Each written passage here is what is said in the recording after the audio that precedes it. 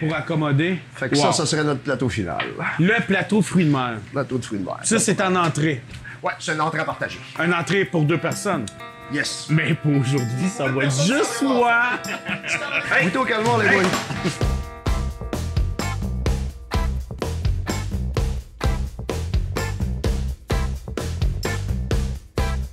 Cette semaine, à la tournée des chefs, je vous invite chez Dez à Valleyfield.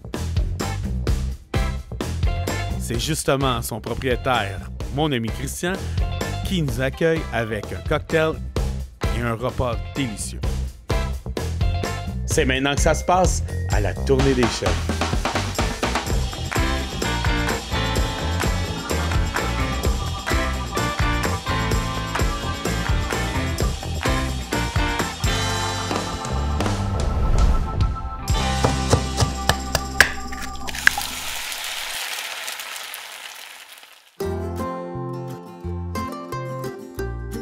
Parmi les nombreux parties que j'ai fait dans ma vie, certains des plus mémorables se sont passés au Dez.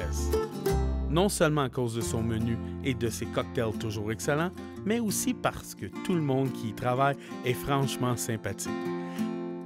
C'est donc avec beaucoup de plaisir que je me suis entretenu avec Christian, qui nous parle de sa passion pour la restauration et de Valleyfield. Je suis avec Christian, copropriétaire du Dez.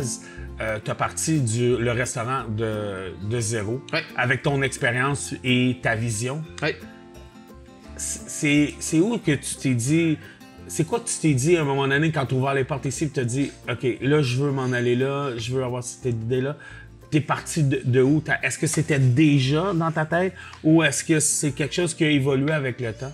Écoute, un peu des deux. J'ai fait, si on repart vraiment du début, là, j'ai fait des études en gestion. J'ai terminé, j'ai gradué, puis après ça, je me souviens d'avoir eu un moment de réflexion, puis je me suis dit, je savais que je voulais être entrepreneur, je voulais être à mon compte, puis je me souviens de m'être posé la question, bon, ben, t'as les études, qu'est-ce qu'on fait dans la vie maintenant? Puis écoute, je te dirais que ça a peut-être duré un mois, puis à un moment donné, je me suis rendu à l'évidence que le seul domaine où j'ai travaillé, c'était la restauration. Fait que pourquoi pas me partir un restaurant? Fait que l'idée a commencé là, ça a commencé à mûrir. Ça a pris quelques années avant que j'aie l'opportunité d'acheter puis de partir, mais justement, l'idée, comme je dis, a germé en tête. Là, c'est là qu'on prenait des idées, des concepts quand j'allais ailleurs, quand on sortait de la ville, on regardait qu'est-ce que les autres faisaient, qu'est-ce qui manquait, qu'est-ce qu'il n'y avait pas. Fait que quand on a eu la chance de partir ici, l'adresse du Dez, c'est le 19 Isabella. Il y a eu beaucoup de restaurants qui ont passé à travers les années, puis des gros noms, là, pour les gens un petit peu plus âgés, là, ils vont se souvenir de la Lanterne à l'époque. Ça a opéré 30 ans à Valleyfield, là, de 1960 à 1990. Puis à ce que je me fais compter puis dire par ces clients-là, c'était la place en ville. Là, fait que ça, il y avait un peu cette idée-là derrière la tête de vouloir se démarquer des autres, de vouloir ramener les années glorieuses de l'ancien restaurant. Et en changeant les couleurs de la terrasse extérieure, parce que je crois que... À un moment donné, il faut s'approprier aussi. Ça. Ça reste un redémarrage d'entreprise. Fait que tu veux pas garder ce qui était déjà existant. Je pense que la terrasse était recouverte d'une toile verte. Exactement. Dans le temps. C'était peinturé rose. Rose, ouais. Dehors. Ouais, c'était des couleurs d'une autre époque, si on peut dire. Puis là, on est dans le gros orange. Orange flash. Flash. On peut pas te manquer. Si tu cherches la rue, mais tu as juste à regarder autour, on va voir la terrasse qui est... Puis faire une petite anecdote par rapport à ça. Comment on est arrivé sur l'orange flash, c'est qu'on voulait une couleur punchée qui allait ressortir. Puis il y en avait 3. On avait un peu le jaune fluo, jaune serein. On avait le vert lime, on avait l'orange. C'est quand on a parlé avec nos gars d'Auvent qu'on s'est rendu compte que l'orange, c'était une couleur qui était plus facile à garder belle et propre, tandis que le jaune va se délaver très rapidement, puis le vert, à un moment donné, va tourner au gris, tandis que l'orange, c'est une couleur un petit peu plus foncée que les autres, fait que la couleur se garde mieux à travers les années. Fait que terrasse couverte. Oui, terrasse couverte. Que tu peux ouvrir aussi l'été quand il fait chaud, on peut ouvrir les panneaux à ce moment-là, puis ça reste quand même couvert. Oui. Tu as une éthique de travail très... parce qu'on ne se le cachera pas, on se connaît, ça fait quelques années. Oui. Tu as embarqué dans plusieurs de mes projets fous, dont celui-là. Oui. Est-ce que ça devient un peu trop, des fois, lourd de toujours essayer de frôler la perfection? Écoute, on a sorti le mot perfection. On veut la frôler, je pense pas qu'on la frôle. Là, perfection, c'est c'est un gros mot. On fait tout en notre possible, tous nos efforts pour y arriver, justement. Est-ce que c'est difficile? Écoute, ça part à la base, encore une fois, là, tu sais. La raison pourquoi tu te lèves le matin pour aller travailler, c'est ce qui te motive, c'est ce qui fait en sorte que tu te lèves du lit et tu as envie d'accomplir quelque chose. Fait que pour moi, non, c'est pas quelque chose qui est difficile.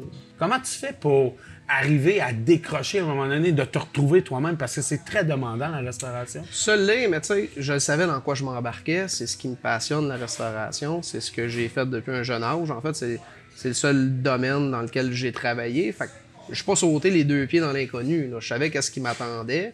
Puis, tu sais, c'est dur à dire, oui, que j'ai travaillé. Écoute, en réalité, ça a été quasiment ça, là, pas loin de 125 fins de semaine en ligne. Mais tu sais, mon social, je l'avais au restaurant. Fait que pour moi, personnellement, ça a jamais été une épreuve difficile ou exigeante ou quelque chose de demandant. Là. Quand les cadrans sonnaient le matin, j'étais toujours enjoué de me lever et de venir travailler. Tu as un restaurant de combien de places? En fait, la capacité, avec les 3 terrasses l'été, on a une capacité de 190 places. 190 places, un bar qui est vraiment central au restaurant. Tu as un endroit un peu plus style réception ou plus cosy. Et tu as un côté plus section bar. Tu as commencé en restauration, tu as fait ça toute ta vie. Oui. On parle de quelle année? De quel âge? J'ai commencé, j'avais 14 ans. J'ai travaillé ici, une salle de réception, La Soie, à Valleyfield. C'est eux autres qui opéraient aussi le buffet Le Joyeux Gaulois. Fait qu'il y avait un buffet et salle de réception que souvent combinait. Commencé, en fait, t'es boss boy puis portier. Fait qu'on accueillait les gens. C'est moi qui s'occupais du vestiaire l'hiver, les parties de Noël. Tranquillement, pas vite, gravi les échelons. Là. J'ai fait plusieurs restaurants à travers les années. Fait que je suis parti de boss boy, comme je dis. Après ça, j'ai été en cuisine. J'ai été plongeur, j'ai été cuisinier. Après ça, je suis retourné sur le plancher. J'ai fait du service, j'ai fait de la gérance. Après ça et tout, j'ai été barman. Puis après ça, c'est là. C'est en 2015 que j'ai eu l'opportunité de partir. Puis tu as décidé en 2015 d'acheter. Ouais. T'as acheté la bâtisse. Ouais, on a acheté la bâtisse.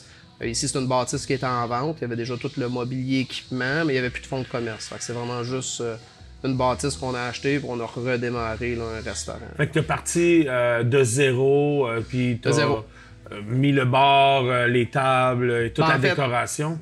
La décoration, on l'a tout refait. Le bar était déjà existant. Les 4 murs étaient déjà existants, si on peut dire, de la bâtisse. On n'a pas redessiné, on n'a pas refait des plans d'architecte pour les divisions et l'aménagement. Mais tout ce qui est création de menus, création de décors, l'aménagement mobilier, tout ça, là, on est parti là, de zéro. T'es un restaurant où les gens peuvent venir prendre juste un verre ou venir fêter un 40e anniversaire ou un 50e? En fait, nous autres, on a tout. Là, fait que oui, on a un resto-bar principalement, mais on a des permis de bar aussi. Fait que les clients peuvent venir juste prendre une consommation et quitter. Je te dirais qu'on en fait des réceptions de mariage, on fait souvent des parties d'anniversaire. Ça arrive à l'occasion qu'on fait des showers aussi. Fait que, tu sais, on reste une offre de restauration complète, mais qu'il y a plusieurs autres événements qui peuvent s'y attacher. Tu as une des plus belles cartes, je pense, dans la région de Valleyfield, une carte des vins. Carte des vins, écoute, on travaille assez fort. Fier de ça. Tu as un super cellier qui, quand on rentre dans la salle un peu plus privée, qui surplombe le bar, là, ça fait comme un demi-mur, là, très beau. Tu travailles ta propre carte? Oui, je travaille ma propre carte, oui. C'est sûr que c'est des représentants qui viennent nous voir. Il y a peut-être bien des gens qui ne le savent pas, mais en fait, quasiment toutes les bouteilles qui sont sur les tablettes SAQ sont toutes représentées par des agences en arrière. Puis nous, dans le fond, c'est les représentants de ces agences-là qui viennent directement nous voir. Fait que c'est en collaboration avec eux qu'on montre, qu'on établit une carte.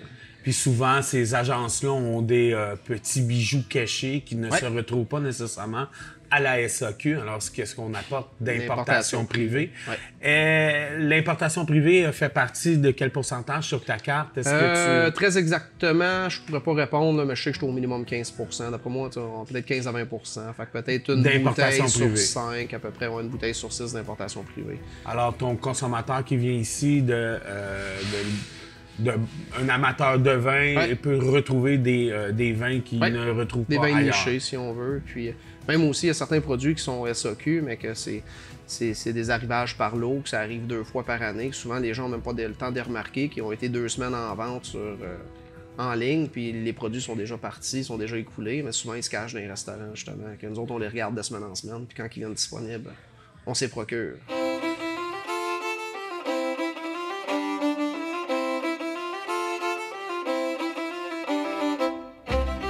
on va faire notre le cocktail, un cocktail signature. Cocktail, ben en fait, un classique, un petit martini espresso, mais une twist des qu'on pourrait dire.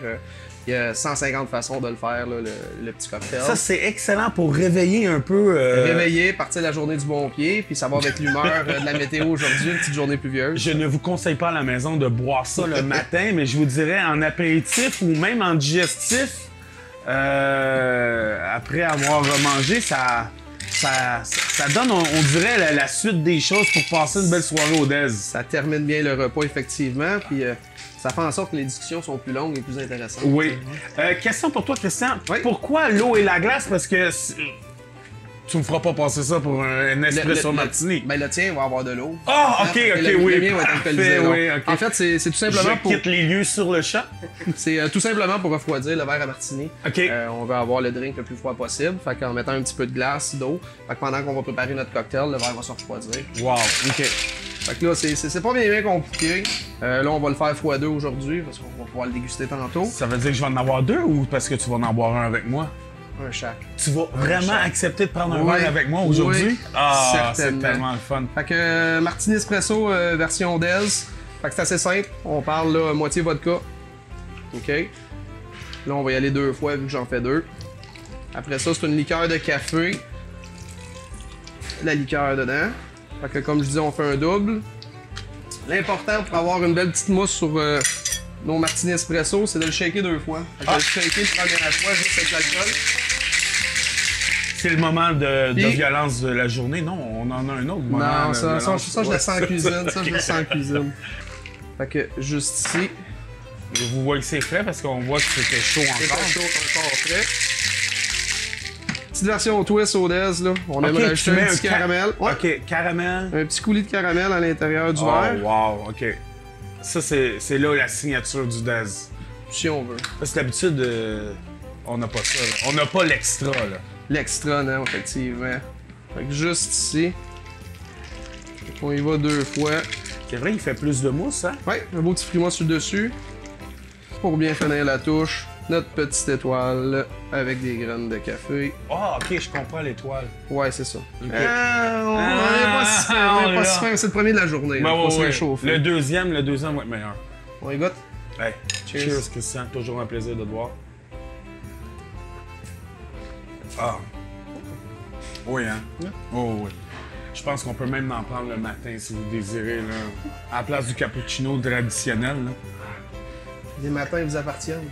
On a juste à pas se coucher. C'est ça.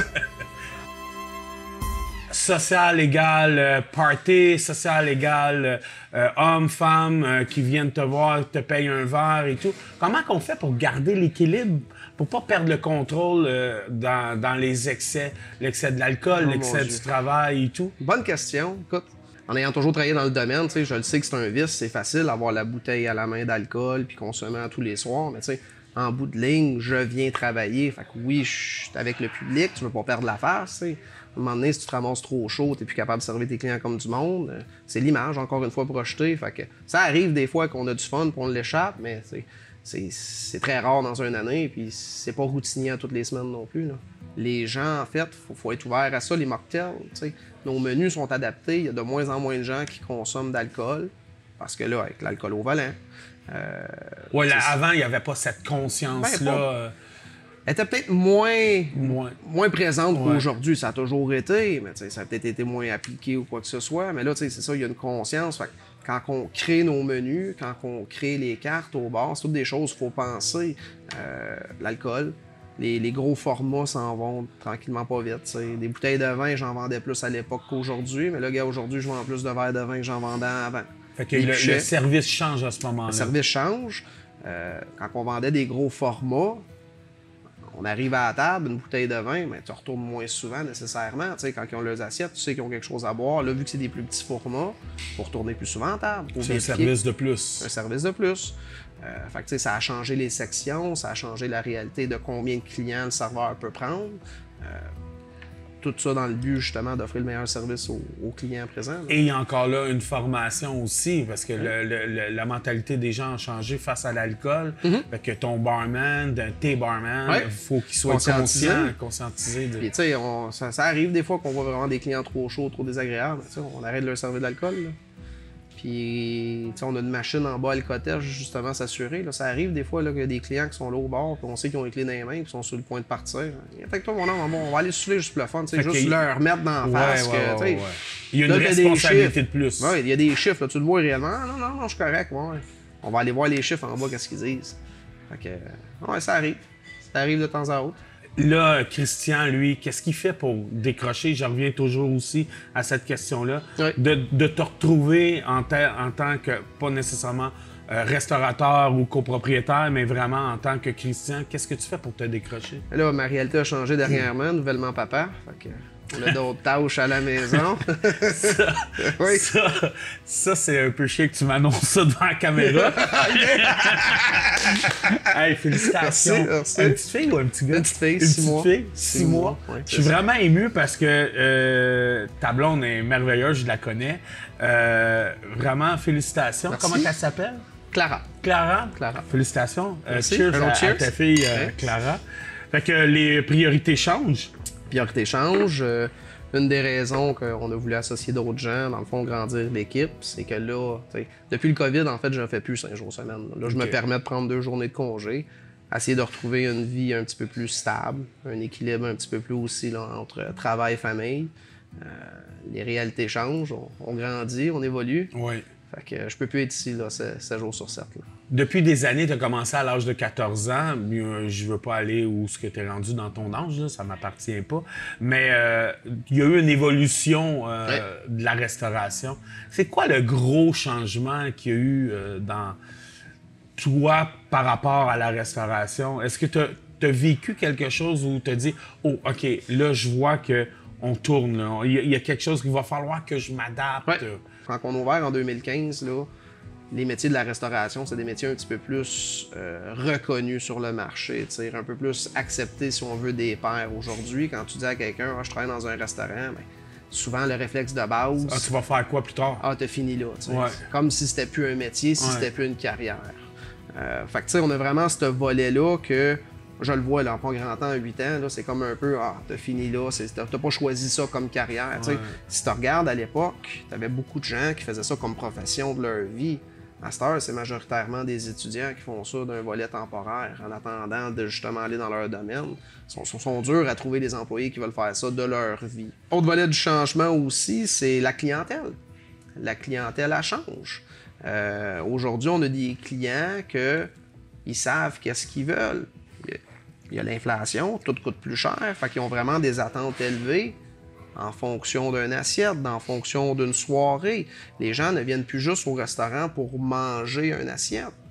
Ils viennent pour socialiser, avoir une expérience. Fait que c'est vraiment un ensemble de tout. Tu sais, quand les gens viennent et ils dépensent aujourd'hui, la facture, elle coûte plus cher qu'avant. Fait qu'il faut s'assurer que tous ces volets-là soient en fait cochés d'un A+, si on veut, pour que le client reparte avec le sourire et qu'il ait envie de revenir.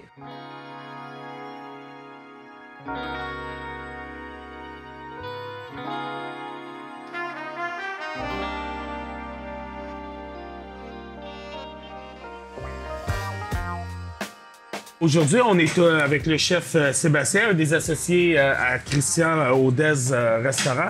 Écoute, Sébastien, je te laisse aller. Je sais que tu nous prépares un tartare et une assiette...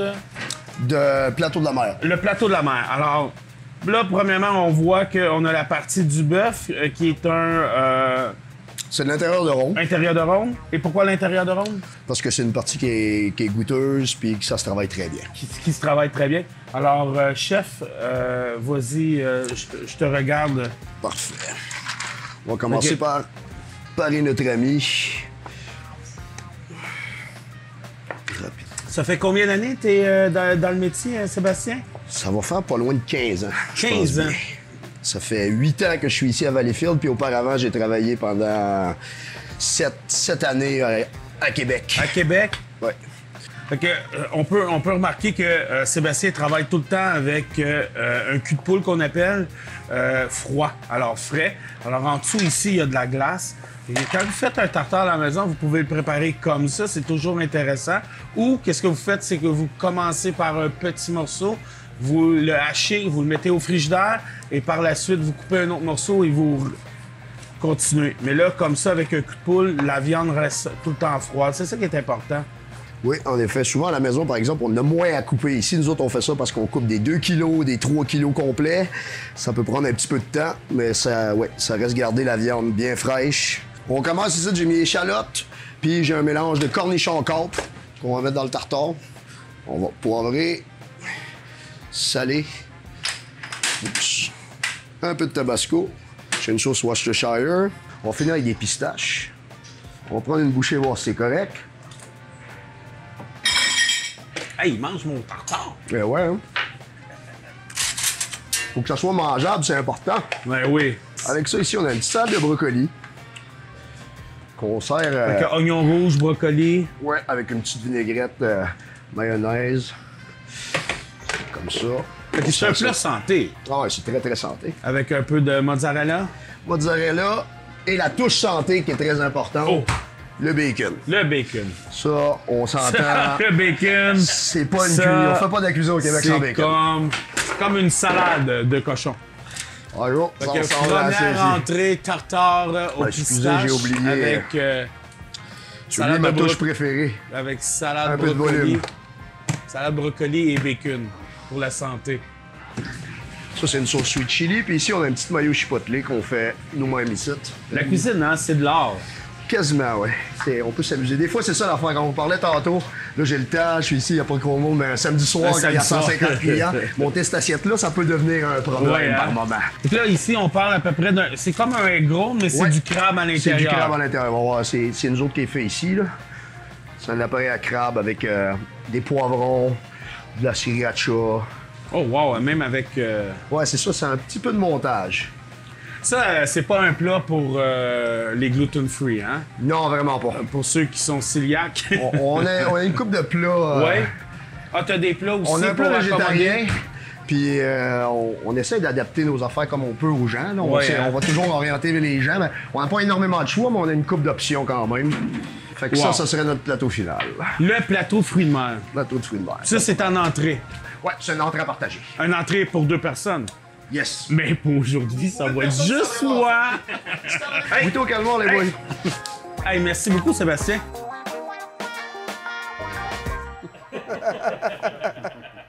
Ici, on a le plateau de la mer, fait que c'est vraiment une entrée à partager.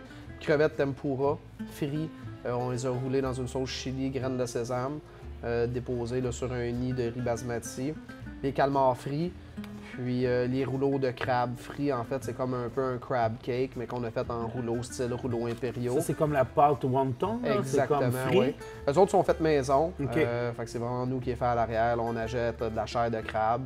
Puis on a nos ingrédients, notre recette à l'intérieur. Là, il y a un peu de patates, un peu de poivron rouge, d'assaisonnement d'épices. Et puis ici, Puis ici, dans le fond, on a le tartare de bœuf, pistache et prosciutto. Fait que c'est un des gros vendeurs. Fait que, tu sais, à l'intérieur, je sais pas si on en avait discuté tantôt quand tu l'as concocté avec Sébastien. Là, on a vraiment pistache, échalote, tabasco, Worcestershire, un peu de sel, poivre. toi, on a rajouté un peu de fromage et un peu de bacon. Oui, effectivement, c'est la façon qu'on le sert ici au restaurant. Là, on va y aller, on va goûter. On va Moi, goûter? je suis amateur de tartare, là, vraiment. Là. Tu veux-tu avoir un petit crouton de tartare? ou- Non, merci.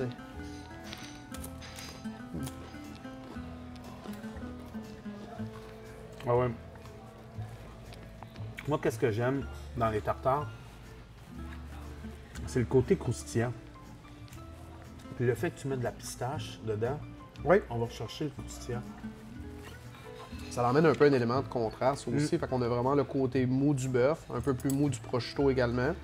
Puis on a vraiment un croquant là, de la noix, de la pistache. Excellent. Puis tu vois que les morceaux de viande, là, tu sais, sont pas trop gros, sont pas trop petits, sont juste comme parfaits. Oui, coupé à la main au couteau.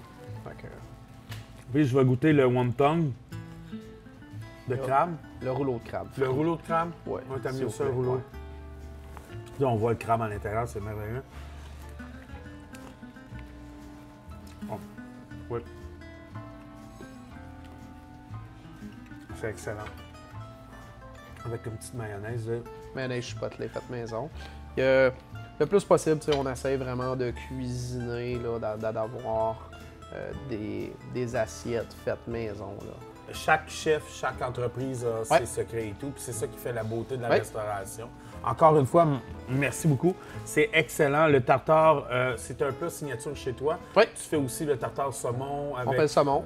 Fraise. En fait, on a les deux tartares. On a bœuf et saumon. On a une version classique pour chacun des tartares, puis on a une version là, pistache prosciutto, puis dans le saumon, c'est saumon fraise épicé. Mais c'est ça qui fait aussi un peu la signature de ton restaurant, c'est qu'il y a des plats qu'on ne retrouve pas ailleurs, il y a des choses, des bières locales qu'on ne retrouve pas ailleurs, signature.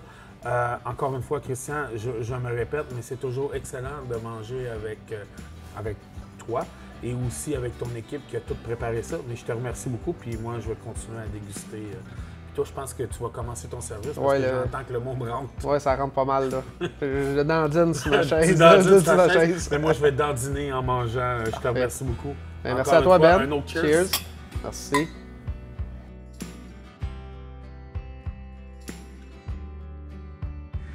Ouais, Une centaine de clients. On n'a pas même le temps de réfléchir. Ça, c'est le truc le plus fun qu'on a ici. Ça passe les nerfs. Moi, je veux savoir, quand tu le fais, tu penses à qui? Ah!